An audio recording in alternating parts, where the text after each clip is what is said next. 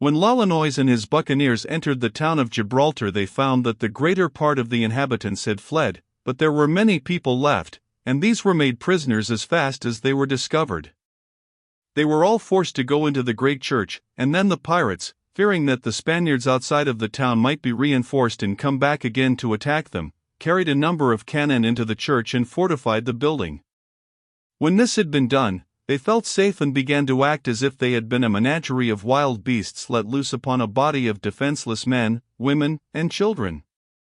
Not only did these wretched men rush into the houses, stealing everything valuable they could find and were able to carry away, but when they had gathered together all they could discover, they tortured their poor prisoners by every cruel method they could think of, in order to make them tell where more treasures were concealed. Many of these unfortunates had nothing to hide, and therefore could give no information to their brutal inquisitors, and others died without telling what they had done with their valuables. When the town had been thoroughly searched and sifted, the pirates sent men out into the little villages and plantations in the country, and even hunters and small farmers were captured and made to give up everything they possessed which was worth taking. For nearly 3 weeks these outrageous proceedings continued, and to prove that they were lower than the brute beasts, they allowed the greater number of the prisoners collected in the church to perish of hunger. There were not provisions enough in the town for the pirates' own uses and for these miserable creatures also, and so, with the exception of a small quantity of mule flesh, which many of the prisoners could not eat, they got nothing whatever, and slowly starved. When Lolonois and his friends had been in possession of Gibraltar for about a month, they thought it was time to leave, but their greedy souls were not satisfied with the booty they had already obtained, and they therefore sent messages to the Spaniards who were still concealed in the forests, that unless in the course of 2 days a ransom of 10,000 pieces of 8 were paid to them, they would burn the town to the ground. No matter what they thought of this heartless demand, it was not easy for the scattered citizens to collect such a sum as this, and the 2 days passed without the payment of the ransom, and the relentless pirates promptly carried out their threat and set the town on fire in various places. When the poor Spaniards saw this and perceived that they were about to lose even their homes, they sent to the town and promised that if the pirates would put out the fires they would pay the money. In the hope of more money, and not in the least moved by any feeling of kindness, Lolonois ordered his men to help put out the fires, but they were not extinguished until a quarter of the town was entirely burned and a fine church reduced to ashes. When the Buccaneers found they could squeeze nothing more out of the town, they went on board their ships, carrying with them all the plunder and booty they had collected, and among their spoils were about 500 slaves, of all ages and both sexes, who had been offered an opportunity to ransom themselves, but who, of course, had no money with which to buy their freedom, and who were now condemned to a captivity worse than anything they had ever known before. Now the 8 ships with their demon crews sailed away over the lake toward Maracaibo. It was quite possible for them to get out to sea without revisiting this unfortunate town, but as this would have been a very good thing for them to do, it was impossible for them to do it. No chance to do anything wicked was ever missed by these pirates. Consequently, Lolonois gave orders to drop anchor near the city, and then he sent some messengers ashore to inform the already half-ruined citizens that unless they sent him 30,000 pieces of 8 he would enter their town again, carry away everything they had left, and burn the place to the ground. The poor citizens sent a committee to confer with the pirates, and while the negotiations were going on, some of the conscienceless buccaneers went on shore and carried off from one of the great churches its images, pictures, and even its bells. It was at last arranged that the citizens should pay 20,000 pieces of 8, which was the utmost sum they could possibly raise, and, in addition to this, 500 head of beef cattle, and the pirates promised that if this were done they would depart and molest the town no more. The money was paid, the cattle were put on board the ships, and to the unspeakable relief of the citizens, the pirate fleet sailed away from the harbor. But it would be difficult to express the horror and dismay of those same citizens when, 3 days afterward, those pirate ships all came back again. Black despair now fell upon the town. There was nothing more to be stolen, and these wretches must have repented that they had left the town standing, and had returned to burn it down. But when one man came ashore in a boat bringing the intelligence that Lolonois could not get his largest ship across a bar at the entrance to the lake, and that he wanted a pilot to show him the channel, then the spirits of the people went up like one great united rocket, bursting into the most beautiful coruscations of sparks and colors. There was nothing on earth that they would be so glad to furnish him as a pilot to show him how to sail away from their shores. The pilot was instantly sent to the fleet, and Lolonois and his devastating band departed. They did not go directly to Tortuga, but stopped at a little island near Hispaniola, which was inhabited by French buccaneers, and this delay was made entirely for the purpose of dividing the booty.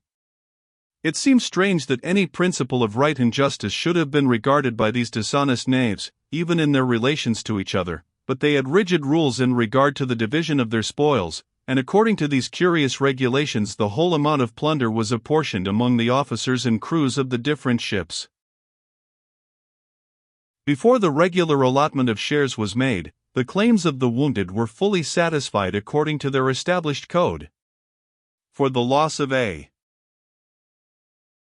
right arm, a man was paid about $600 or 6 slaves, for the loss of a left arm, $500 or 5 slaves, for a missing right leg, $500 or 5 slaves, for a missing left leg, $400 or 4 slaves, for an eye or a finger, $100 or 1 slave. Then the rest of the money and spoils were divided among all the buccaneers without reference to what had been paid to the wounded. The shares of those who had been killed were given to friends or acquaintances, who undertook to deliver them to their families. The spoils in this case consisted of $260,000 in money and a great quantity of valuable goods, besides many slaves and precious stones and jewels. These latter were apportioned among the men in the most ridiculous manner, the pirates having no idea of the relative value of the jewels, some of them preferring large and worthless colored stones to smaller diamonds and rubies. When all their wickedly gained property had been divided, the pirates sailed to Tortuga, where they proceeded, without loss of time, to get rid of the wealth they had amassed. They ate, they drank, they gambled, they crowded the taverns as taverns have never been crowded before, they sold their valuable merchandise for a 20th part of its value to some of the more level-headed people of the place, and having rioted, gambled, and committed every sort of extravagance for about 3 weeks, the majority of Lolonois' rascally crew found themselves as poor as when they had started off on their expedition. It took them almost as long to divide their spoils as it did to get rid of them. As these precious rascals had now nothing to live upon, it was necessary to start out again and commit some more acts of robbery and ruin, and Lolonois, whose rapacious mind seems to have been filled with a desire for town destroying, projected an expedition to Nicaragua, where he proposed to pillage and devastate as many towns and villages as possible. His reputation as a successful commander was now so high that he had no trouble in getting men, for more offered themselves than he could possibly take. He departed with 700 men and 6 ships, stopping on the way near the coast of Cuba, and robbing some poor fishermen of their boats, which he would need in shallow water. Their voyage was a very long one, and they were beset by calms, and instead of reaching Nicaragua, they drifted into the Gulf of Honduras. Here they found themselves nearly out of provisions, and were obliged to land and scour the country to find something to eat. Leaving their ships, they began a land march through the unfortunate region where they now found themselves. They robbed Indians, they robbed villages, they devastated little towns, taking everything that they cared for, and burning what they did not want, and treating the people they captured with viler cruelties than any in which the buccaneers had yet indulged. Their great object was to take everything they could find, and then try to make the people confess where other things were hidden. Men and women were hacked to pieces with swords. It was Lolonois' pleasure, when a poor victim had nothing to tell, to tear out his tongue with his own hands, and it is said that on some occasions his fury was so great that he would cut out the heart of a man and bite at it with his great teeth.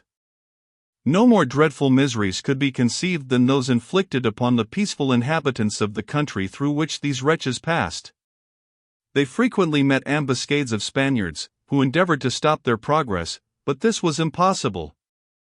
The pirates were too strong in number and too savage in disposition to be resisted by ordinary Christians, and they kept on their wicked way. At last they reached a town called San Pedro, which was fairly well defended, having around it a great hedge of prickly thorns, but thorns cannot keep out pirates, and after a severe fight the citizens surrendered, on condition that they should have 2 hours' truce. This was given, and the time was occupied by the people in running away into the woods and carrying off their valuables. But when the 2 hours had expired, Lolonois and his men entered the town, and instead of rummaging around to see what they could find, they followed the unfortunate people into the woods, for they well understood what they wanted when they asked for a truce, and robbed them of nearly everything they had taken away. But the capture of this town was not of much service to Lolonois, who did not find provisions enough to feed his men. Their supplies ran very low, and it was not long before they were in danger of starvation. Consequently, they made their way by the most direct course to the coast, where they hoped to be able to get something to eat. If they could find nothing else, they might at least catch fish. On their way, every rascal of them prepared himself a net, made out of the fibers of a certain plant, which grew in abundance in those regions, in order that he might catch himself a supper when he reached the sea. After a time, the Buccaneers got back to their fleet and remained on the coast about 3 months, waiting for some expected Spanish ships, which they hoped to capture.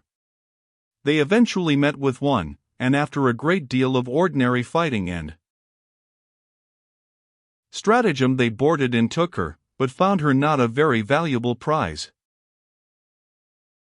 Now Lolonois proposed to his men that they should sail for Guatemala, but he met with an unexpected obstacle. The Buccaneers who had enlisted under him had expected to make great fortunes in this expedition, but their high hopes had not been realized.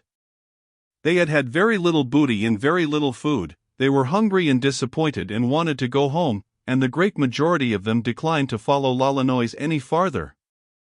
But there were some who declared that they would rather die than go home to Tortuga as poor as when they left it, and so remained with Lolonois on the biggest ship of the fleet, which he commanded.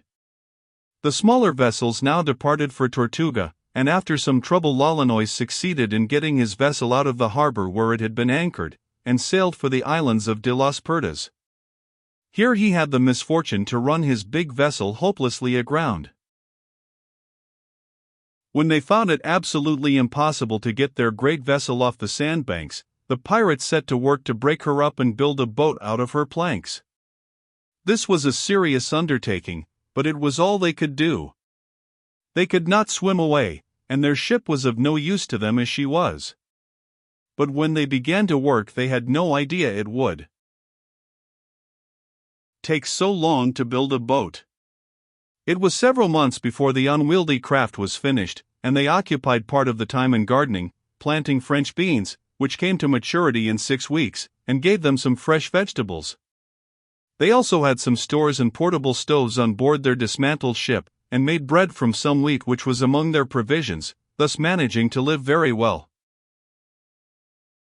Lolonois was never intended by nature to be a boat builder, or anything else that was useful and honest, and when the boat was finished it was discovered that it had been planned so badly that it would not hold them all, so all they could do was to draw lots to see who should embark in her, for one half of them would have to stay until the others came back to release them. Of course Lolonois went away in the boat, and reached the mouth of the Nicaragua River. There his party was attacked by some Spaniards and Indians, who killed more than half of them and prevented the others from landing. Lolonois and the rest of his men got safely away, and they might now have sailed back to the island where they had left their comrades, for there was room enough for them all in the boat. But they did nothing of the sort, but went to the coast of Cartagena. The pirates left on the island were eventually taken off by a buccaneering vessel, but Lolonois had now reached the end of the string by which the devil had allowed him to gambol on this earth for so long a time. On the shores where he had now landed he did not find prosperous villages, treasure houses, and peaceful inhabitants, who could be robbed and tortured, but instead of these he came upon a community of Indians, who were called by the Spaniards, bravos, or wild men. These people would never have anything to do with the whites. It was impossible to conquer them or to pacify them by kind treatment. They hated the white man and would have nothing to do with him. They had heard of Lolonois and his buccaneers, and when they found this notorious pirate upon their shores they were filled with a fury such as they had never felt for any others of his race. These bloody pirates had always conquered in their desperate fights because they were so reckless and so savage, but now they had fallen among thoroughbred savages, more cruel and more brutal and pitiless than themselves. Nearly all the buccaneers were killed, and Lolonois was taken prisoner. His furious captors tore his living body apart, piece by piece, and threw each fragment into the fire, and when the whole of this most inhuman of inhuman men had been entirely consumed, they scattered his ashes to the winds so that not a trace should remain on earth of this monster. If, in his infancy, he had died of croup, the history of the human race would have lost some of its blackest pages.